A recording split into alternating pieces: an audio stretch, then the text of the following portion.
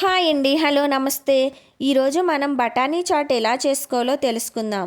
ముందుగా ఒక గ్లాస్ తెల్ల బఠానీలను తీసుకుని 2 టైమ్స్ శుభ్రంగా కడిగి 3 గ్లాసుల వాటర్ పోసి 7 to 8 అవర్స్ నాననివ్వండి. తర్వాత నానిన బఠానీలను ఒకసారి కడిగి ఇలా కుక్కర్ తీసుకుని అందులో నానిన బఠానీలను ఒక బంగాళదుంపను వేసి 4 గ్లాసులు వాటర్ పోసి 1 teaspoon salt 1 teaspoon పసుపు కూడా వేసి 6 to 7 విజిల్స్ వచ్చాక స్టవ్ ఆఫ్ చేయండి.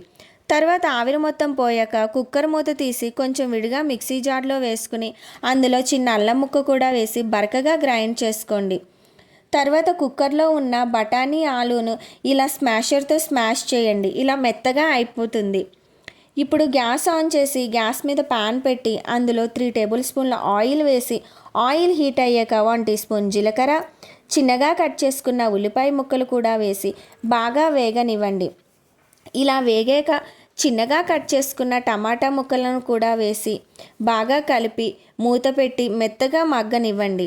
తర్వాత ఇలా మెత్తగా టమాటా ముక్కలు మగ్గాక 1 టేబుల్ స్పూన్ల కారం, 1 టీ స్పూన్ పసుపు, రుచికి సరిపడా సాల్ట్ వేసి ఒకసారి మొత్తం కలిసేలా కలపండి. తర్వాత 1 tablespoon chaat masala, half tablespoon garam masala, 1 teaspoon ధనియాల పొడి, 1 టీ స్పూన్ జీలకర్ర పొడి కూడా వేసి బాగా వేగనివ్వండి.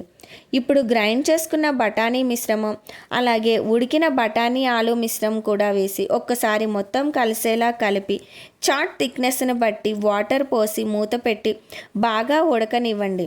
అలా ఉడికాక కొంచెం లైట్గా వాటర్ ఉండంగానే పల్చగా ఉండంగానే స్టవ్ ఆఫ్ చేయండి. ఇప్పుడు ఒక ప్లేట్లోకి తీసుకుని అందులో చాట్ వేసి దానిపైన ఉల్లిపాయ ముక్కలు, టమాటా ముక్కలు, క్యారెట్, కొత్తిమీర, నిమ్మరసం, కార్న్ఫ్లెక్స్ వేసుకుని తినండి. టేస్ట్ సూపర్గా ఉంటుంది. నా వీడియో మీకు నచ్చినట్లయితే నా ఛానల్ని లైక్ చేసి షేర్ చేసి సబ్స్క్రైబ్